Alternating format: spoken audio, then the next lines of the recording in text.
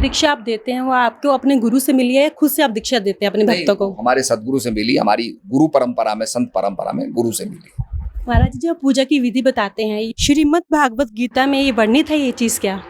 ये मैंने इसलिए आपको श्रोत्रिय ब्रह्मनिष्ठ कहा कि शास्त्रों के आधार पर, जो शास्त्रों में लिखा है उसके आधार पर सदगुरु ज्ञान देते हैं, शास्त्रों द्वारा प्रतिपादित, इसलिए उनको श्रोत्रिय ब्रह्मनिष्ठ कहते हैं।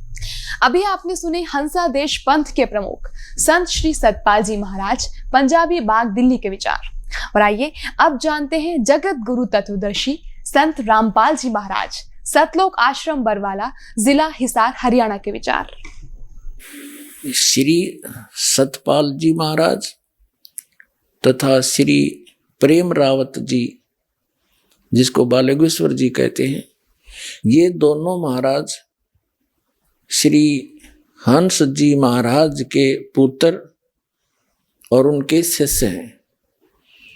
ये कहते हैं कि जो दीक्षा हमारे पूज्य गुरुदेव श्री हंस जी महाराज दिया करते थे, वही दीक्षा हम अपने अनुयायियों को प्रदान कर रहे हैं। पुण्यात्माओं, जो इनके पूज्य गुरुदेव श्री हंस जी महाराज जो साधना स्वयं करते थे और जो दीक्षा देते थे, उससे उनको क्या मिला?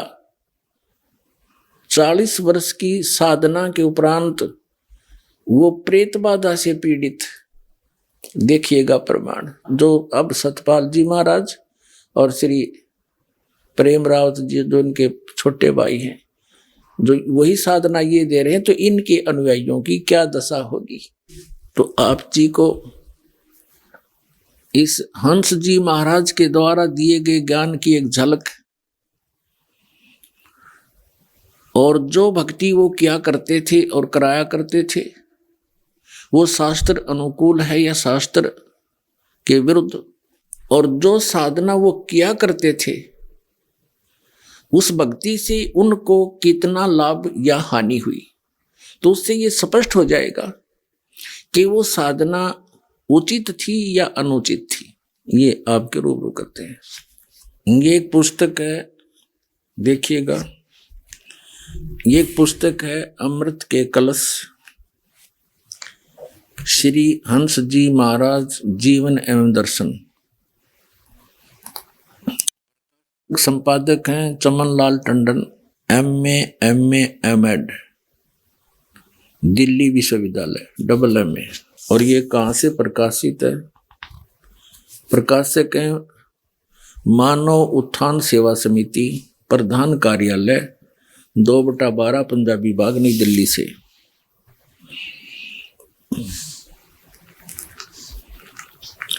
मुद्रक में photo composing Rajeshwari photo setters private limited, 2/12 Punjabi Bagh, नई दिल्ली से। इनके जन्म के विषय में थोड़ी सी बताते हैं, पृष्ठ नंबर 50 पे। इनका जन्म गाड़की सेड़िया पट्टी तलाई पौड़ी गढ़वाल में 8 नवंबर सन 1900 को सूर्यवंशी परिवार में हुआ। इनका जन्म का नाम हंसराम सिंह था। इनके पिता का नाम श्री रणजीत सिंह रावत था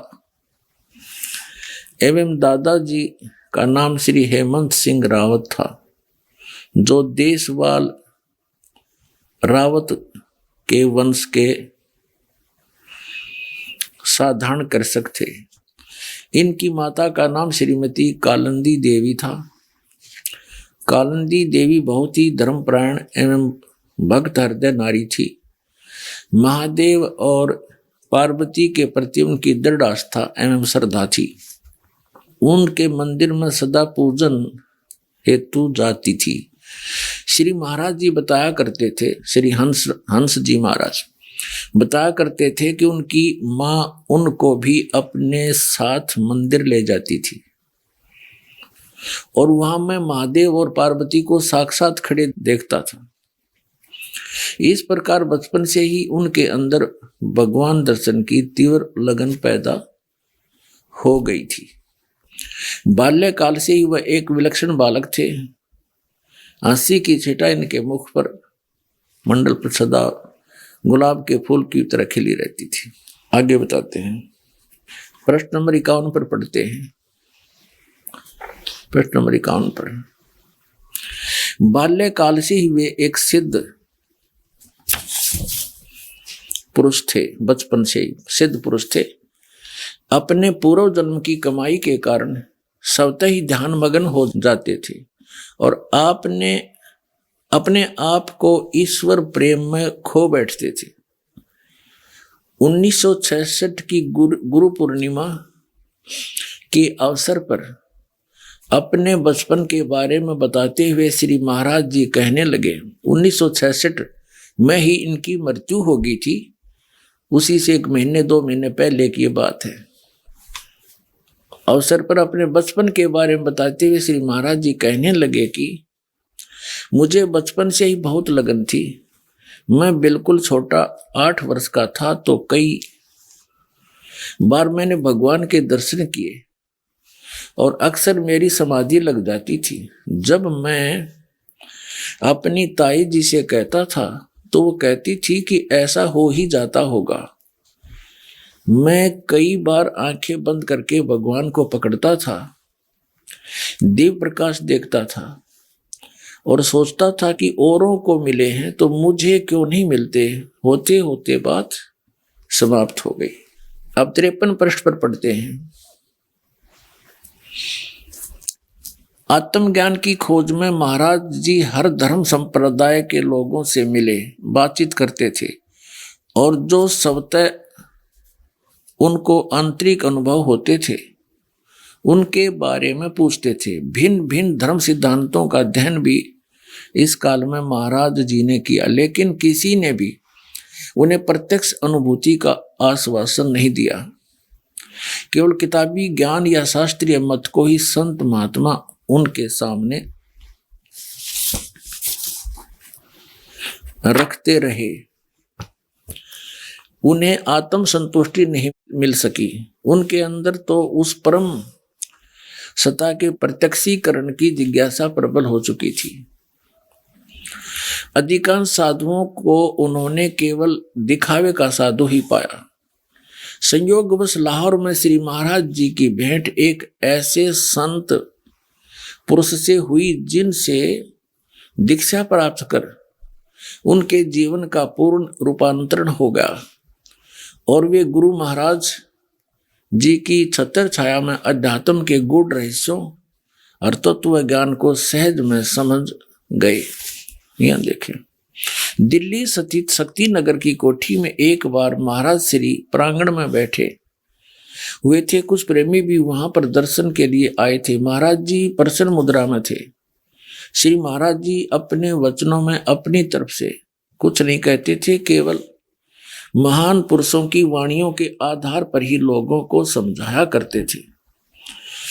मैं पास ही बैठा हुआ था। मैंने कहा, महाराज जी आप दूसरे महान पुरुषों की वाणियों को सुनाते हैं, लेकिन आप अपने अनुभव को कभी नहीं सुनाते हो। हमारी तो इच्छा है कि आप अपने बारे में कुछ बताएं। महाराज जी हंस पड़े और कहने लगे, अरे अभी तो मैं दूसरों संतों की महिमा सुनाता हूं जिनकी लोग पूजा करते हैं, और देखो फिर भी लोग विरोध करते हैं। अगर मैं अपने अनुभव रखने लगा तो न जाने दुनिया के लोग मंसूर संत की तरह मेरी खाल उतरवा देंगे। अब देखो, ये पुण्य आत्मा थे। पूर्व जन्म की पुण्य कमाई से बचपन से ही इनके अंदर परमात्मा के पाने की लगन थी। समाधिस्थ हो जाते थे। भगवान शिव और पार्वती को साक्षात खड़ा देखा करते थे, जैसा ये बता रही। तो ये पूर्व जन्म के पुण्यकर्मी प्राणी थे। पूर्व जन्म के पुण्यकर्मी प्राणी ही परमात्मा की खोज में भटकते हैं, और यदि उनको सदगुरु नहीं मिलते तो उनका अंत बहुत बुरा होता है, जैसा श्री हंसराज जी का हुआ। अभी दिखाऊंगा आपको। आगे पढ़ रहे हैं हम इसी 54 पृष्ठ पर। हम 54 पृष्ठ पर पढ़ते हुए आ रहे हैं, नीचे आ गए। श्री महाराज जी सुनाने लगे कि मैं सत्य की खोज में इधर उधर बहुत भटका। बचपन से मुझे प्रकाश दिखाई देता था। अनहद सुनाई देता था। मैं समझता नहीं था ये सब क्यों होता है। आखिर मेरे भाग्य बहुत अच्छे थे, मुझे गुरु महाराज मिल गए। अब 55 पर एक जगह ऐसे ही साधुओं का भंडारा था, मैं वहां गया। पहले मैं आर्य समाजी विचारों का था। मुझे यह विश्वास था कि ओम से ज्यादा कुछ नहीं है और गायत्री मंत्र पर मुझे विश्वास था। मैंने वहां उन महापुरुषों का सत्संग सुना। उनकी बातें कुछ अटपटी सी लगी।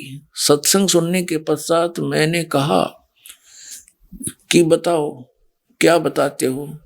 बोले कि फला जगह आना, वह हमारा आश्रम है। मैं वहां पहुंचा, बारिश हो रही थी, कपड़े भीग गए थे, बारिश में भीगता हुआ गया था। महात्मा जी मुझे देखते ही हंस पड़े। उन्होंने कहा कि कल आना, कल बताऊंगा। मैंने एक बड़ा भारी दृष्टांत प्रस्तुत किया। अब हम आगे चलेंगे, अपने मतबल का पढ़ेंगे। 57 पर आ जाते हैं। 57 पृष्ठ पर हम पढ़ रहे हैं अमृत के कलश पुस्तक। अगले दिन मैं कितनी मुश्किल से पहुंचा, यह एक लंबी कहानी है। वर्षा हो रही थी, रास्ते में नदी पड़ती थी। नदी को पार करके मैं रास्ता भूल गया, लेकिन ढूंढते ढूंढते आश्रम तक पहुंचा तो गुरु जी ने कहा आ गए। भीग गया था फिर और वस्त्र पहने मैंने। तब उन्होंने एक प्रेमी से कहा कि कमरे में कुछ बिछा दो। फिर मुझे वहां ले गए और आसन पर बैठाया। उन्होंने मुझसे कहा कि हम तुझको जो बात बताएंगे वह अगर सच्ची हुई तो किसी को न बताना, और सच्ची बात हम तुमको बताएंगे तो तन मन धन तुम हमको देना। और तीसरी बात यह है कि 2 क्रियाएं एकांत में करना, 2 क्रियाएं हर्ष में करना। मैंने सोचा कि अगर बात झूठी होगी तो फिर मैं इनका भांडा फोड़ दूंगा, अगर सच्ची होगी तो फिर जरूर जानना चाहिए। कहा कि सच्चे दिल से कहो। मैंने कहा हाँ। अब हम 59 पर आ गए। अमृत के कलश पुस्तक है इनकी। कहा हाँ सच्चे दिल से कह रहा हूं। फिर उन्होंने उपदेश दिया और क्रियाएं समझाई। वैसे तो छोटेपन से मेरी समाधि लगती थी, सुरती चढ़ती थी और एकांत में बैठता था तो अनहद सुनाई देता था। उस वक्त जब उन्होंने बात बताई तो खूब प्रकाश दिखाई दिया और अनहद भी सुनाई दिया, जाप भी किया और मन भी टिका। तीसरे दिन मैं नहा धोकर खूब साफ कपड़े पहनकर एकांत कोठड़ी में बैठ गया और मैंने यह प्रण किया कि अगर भगवान है तो मुझे दर्शन देगा, नहीं तो मैं नासवान हूं तो नष्ट हो जाऊंगा। कोई बात नहीं, अगर अमर भी हूं तो किसी योनि में भी जाऊंगा तो आगे परमात्मा का नाम कभी नहीं लूंगा। ऐसा करके सुमन किया तो झट लाइट आने लगी और एकदम सुरती चढ़ गई। मेरी समाधि लग गई। भगवान मेरे सामने खड़े थे। गुरु महाराज जी की लीला का क्या वर्णन करूं, यानी उसके सामने ये इनके गुरु महाराज आ खड़े हुए। अब भी कई दफे साक्षात दर्शन देते हैं, लेकिन यह सब के करने की बात नहीं है, क्योंकि गुरु महाराज ने कहा था कि यह तेरे पूर्व जन्म की ये हम 60 पाएंगे कि तेरे पूर्व जन्म की कमाई है, और कहा कि तुमने करोड़ों व्यक्तियों को ज्ञान देना है। अपने आत्माओं दास जो बार बार कहता आ रहा है, ये प्रमाणित हो रही है कि ये पूर्व जन्म के पुण्यकर्मी प्राणी थे, साधक थे। ये भी स्पष्ट कर रहे हैं इनके गुरुजी कि ये तुझे होगा है, अंदर प्रकाश दिख गया, तेरी समाधि लगी, क्योंकि तू तेरे पूर्व जन्म की कमाई है और ये और किसी को नहीं हो सकेगी। जब एक क्रिया को सभी कर रहे हैं तो सभी को होनी चाहिए। एक को क्यों हुई, औरों को क्यों ना हो? तो ये बड़ा एक झंझट है, काल का जाल है, और अब इसको समझना अच्छी तरह से, अपने आप को बचाना है हम सब ने। ये पुण्यकर्मी प्राणी थे, पिछले पुण्यकर्म इसके बहुत ज्यादा भक्ति थी। जैसे इन्वर्टर की बैटरी चार्ज होती है, आगे चाहे चार्जर लगाओ चाहे ना लगाओ उसमें, फिर भी उससे बहुत कुछ लाइट जगती है, पंखे भी चलते हैं। और जब चार्जर के अभाव से उसकी पूर्व की अक्षमता समाप्त हो जाती है, एक ही दम सब सुविधाएं बंद हो जाती हैं। और यही दशा इस हंस जी महाराज के साथ हुई, अभी प्रमाणित करते हैं। अब ये आर्य समाज के विचारों से प्रभावित था और ओम नाम का जाप करता था। एक ऐसा अनाड़ी संत मिल गया इस पुण्यात्मा को, उसने वो ओम नाम भी छुड़वा दिया। आंख कान बंद करके एकांत स्थान में ये डले डोण फैला दिया। ये हठ योग किसी संत ने करा नहीं, किसी सदग्रंथ में प्रमाण नहीं। गीता जी के अध्याय नंबर 3 के श्लोक नंबर 4, 5, 6, 7, 8 में स्पष्ट किया हुआ है कि अर्जुन एकांत स्थान पर बैठ के साधना करेगा, तेरा निर्वाह कैसे होगा? तो ऐसे कर्म तो ढोंगी लोग करते हैं, पाखंडी। ये देखिएगा, ये श्रीमद् भगवत गीता जयदयाल गोविंद का इसके अनुवादक है, गीता प्रेस गोरखपुर से प्रकाशित है, अध्याय नंबर 3 का। ये है अध्याय नंबर 3 और श्लोक नंबर हम 4 से पढ़ेंगे। मनुष्य ने तो कर्मों का आरंभ किए बिना निष्कर्मता को यानी योग निष्ठा को प्राप्त हो सकता है, और न कर्मों के केवल त्याग मात्र से सिद्धि यानी सांख्य निष्ठा को प्राप्त हो सकता है। 5वां, निसंदेह कोई भी मनुष्य किसी काल क्षण मात्र भी बिना कर्म किए नहीं रह सकता, क्योंकि सारा मनुष्य समुदाय प्रकृति जन गुणों द्वारा परवश कर्म करने के लिए बाध्य किया जाता है। अब आगे देखो, 6वां श्लोक। अब ये 6वां श्लोक है, 6वां श्लोक। 5वां हमने पढ़ लिया।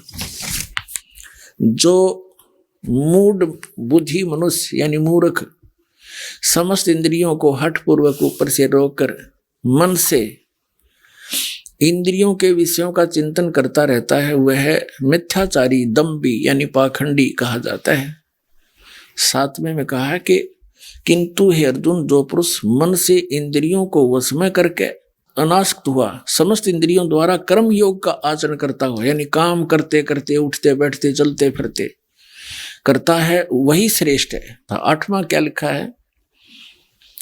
अध्याय 3 का 8वां श्लोक। तू शास्त्र विहित कर्तव्य कर्म कर, जो सदग्रंथों में प्रमाण है वो कर्म कर, उसके अनुसार साधना कर, करने योग्य कर्म कर, क्योंकि कर्म न करने की अपेक्षा कर्म करना ही श्रेष्ठ है, तथा कर्म न करने से तेरा शरीर निर्वाह भी तो नहीं सिद्ध होगा। अब इससे क्या सिद्ध हो गया कि सदग्रंथों में जो प्रमाणित साधना है उस साधना को तू कर। वो साधना क्या है, कौन सी है, कहाँ प्रमाण है? जैसे श्रीमद् भगवत गीता अध्याय नंबर 8 के श्लोक नंबर 13 में गीता ज्ञानदाता कहता है, ओम इति एकाक्षरम ब्रह्म व्यवहारण माम अनुसमरण यह परियाति तजंदेहम स याति परमाम गति। मुझ ब्रह्म का एक ओम अक्षर है, नथिंग एल्स, बस यही है। उच्चारण करता हुआ जो व्यक्ति शरीर त्याग कर जाता है यानी इसका स्मरण करता हुआ, उच्चारण करके स्मरण करता हुआ जो व्यक्ति शरीर त्याग कर जाता है, स याति परमाम गतिम, वो ओम मंत्र से मिलने वाली परम गति को प्राप्त होता है। गीता जी में इसके अतिरिक्त कोई मंत्र नहीं है इस ब्रह्म की साधना का।